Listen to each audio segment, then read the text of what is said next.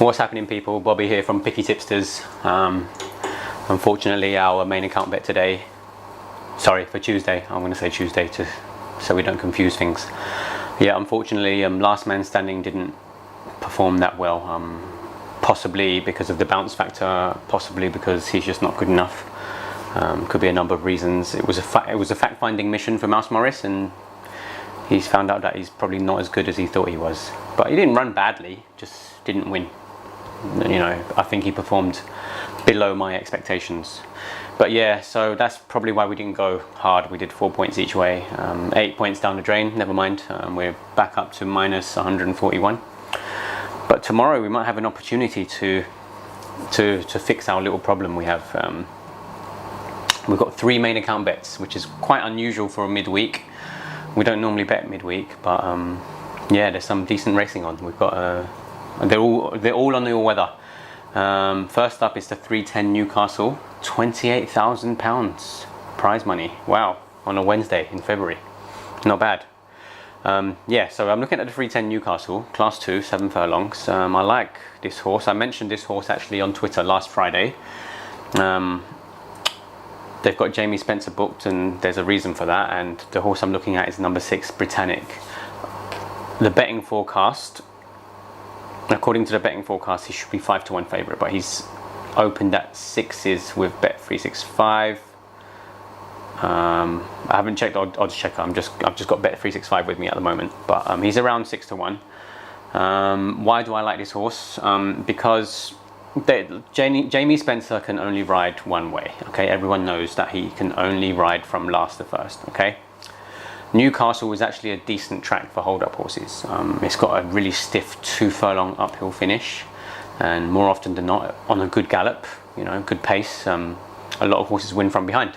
Okay, so with 3 or 4 confirmed front runners we got here. We've got London, who likes to dictate the pace. We've got Lua Liwa, who's front run before, but he's quite a handy horse. Swift Approval, and also Hayad from the Rebecca Basterman stable. Okay, so potentially 4 to 3 front runners should be able to set this up for a closer. Now, obviously, Britannic's not the only closer, but with regards to being ahead of the handicapper, unexposed, and a lot more potential and improvement, I think he's the best option. Okay, he's a course and distance winner. He's had 40 days off. They've been mucking around with him with different trips. They tried him at Goodwood, at listed company, over 1 mile 2. It didn't work out. They tried him over a mile, and I think his optimum trip was probably a stiff 7 furlongs, and Newcastle was probably the ideal place. So they've got Jamie Spencer booked for a hold up. They've got front runners. They've got an unexposed horse that hasn't been penalised by the handicapper. They've got a course and distance winner, rated at 94, which I believe he's going to be, by the age of 5, he's going to be about 105. So he's probably 10 to 11 points ahead, 10 to 11 pounds ahead of the handicapper, in my opinion. Okay, so yeah, I'm going for Britannic each way at 6-1, probably 6 to 8 points. We'll work it out tomorrow, but roughly between 6 to 8 points each way. So that's our first main account bet. 310 Newcastle, Britannic each way. Next up, another one at Newcastle. Okay, it's the next race. 3:45 Newcastle, Corinthia Knight, currently 2-1 favourite. Now, there's a couple of unexposed sorts that could be dangerous. Stone of Destiny, also trained by Simcock, same owners as Britannic, and also Nearest Green, course and distance winner, trained by Kevin Ryan. And I'm always wary of sort of first time out winners. You know, they often, you know, win 2 or 3 races in a row. You know, but I don't know. I like Corinthia Knight. He was a good 2-year-old. He ran. Might be a she. I don't want to get this wrong because people start slagging me off for getting the wrong sex. It's a colt. Yeah, it's a he. So yeah, let's talk about Corinthia Knight. 3:45. I think he's got a very good chance. He just came second in the Group 3 last September at Kempton. Finished 3 lengths in front of Lake Volta. So Lake Volta's in this race, and who's currently 5-6-1 generally. He's won 4 out of 6 all-weather races. Okay, that's a phenomenal record. He came 4th in America at Del Mar in a listed race, which was £98,000. I think it's almost $200,000. No, $150,000, something like that. But it was a good race.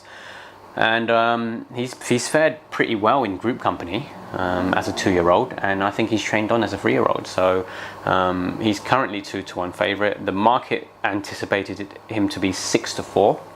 The bookies are being generous for some reason. Maybe they fancy the Roger Varian horse, who's never run on sand before, rated £2 lower on the turf. So it is a tricky and trappy race. So, but I'm still happy to go 10 points, probably 10 points win on Carinthia Knight. I think he's the best horse in the race. I think he's trained on. He's lightly raced. He's got a good record on sand. Archie Watson's a good trainer. I really rate this trainer, up and comer. Drawn in 7, not much of a big deal because it's a straight 5 furlongs. Yeah, I like this horse. I think he'll win. So 10 points on Carinthia Knight. Last but not least, our third main account bet is in the 7:15 Kempton. Right, this one's a tricky one. So we're going to go low stakes on this one because it's such an unknown. But I still think he's worth a little stab, okay? Because according to the betting forecast, he's a ridiculous price, 25-1. Anyways, yeah, the 7:15 Kempton. We're looking at number 6, Sandro Botticelli, formerly trained by AP O'Brien. They sold him after 2 or 3 races to John Ryan. Then John Ryan, oh my God, John Ryan really gave this horse a go. He highly tried, I think, last season. Let me just double check that. Sandro Botticelli. Yeah, in 2 seasons ago. So there might be a problem with this horse because O'Brien sold him in April 2016.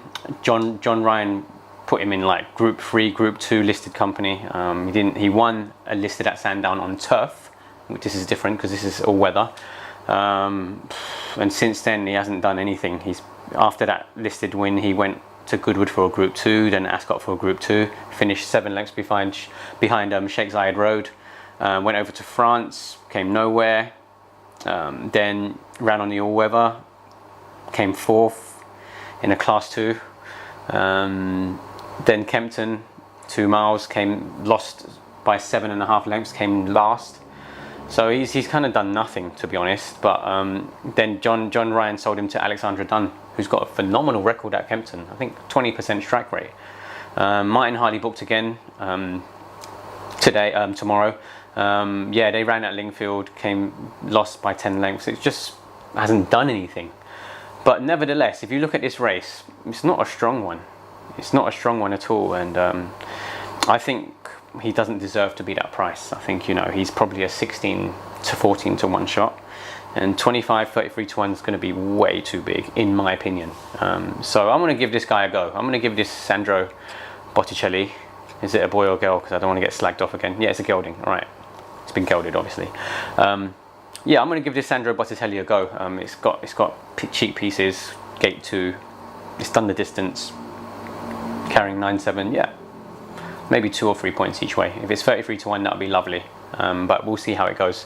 So let me just remind you, round it up, okay? Let's just finish this video. 310 Newcastle, Britannic each way, 6 to 8 points. 345 Newcastle, Carinthia Knight, I think it's the class horse in the race. Currently 2 to 1, will probably take 10 points. 10 points win. And then last but not least, 7:15 Kempton, Sandro Botticelli, 2 to 3 points each way. Okay, that's it for now, guys. I'm going to check out the horses for the next few days. We're definitely betting on Saturday. I think we've got something running there. And I'll keep you posted on Twitter. Okay, cheers, guys. Peace.